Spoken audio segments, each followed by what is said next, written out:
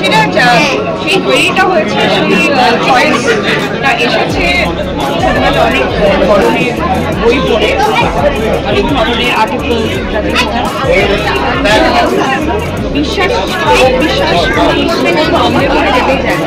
কারণ এটা ভীষণ একটা এটা নিয়ে অনেক পড়াশোনা হয়ে গেছে। আমরা বিশেষ টাইম জায়গাটা চেষ্টা অনেক রকম এনভায়রনমেন্টাল সাইন্টিফিক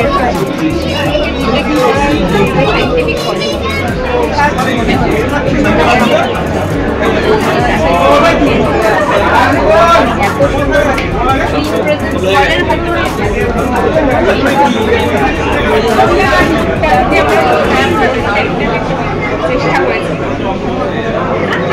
সবাই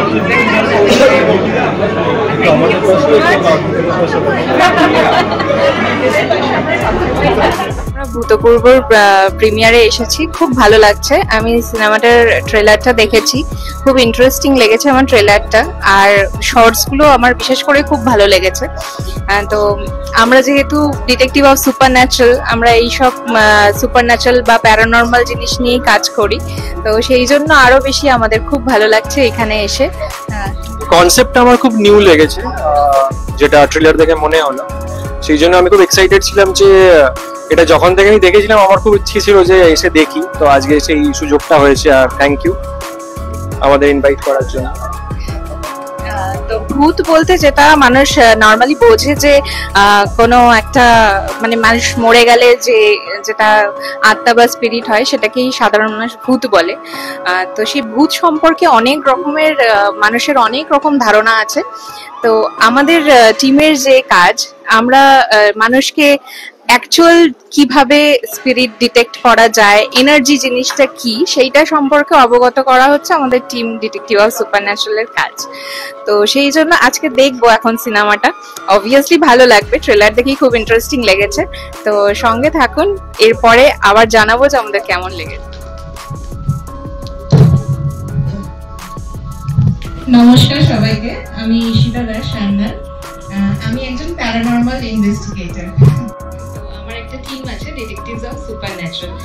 যেহেতু আমরা প্যারানর্মাল অ্যান্ড সুপার ন্যাচারাল নিয়ে রিয়েলিটিতে কাজ করি, সেই জন্য আমাদের ভূতের সিনেমার প্রতি আকর্ষণটা একটু বেশি।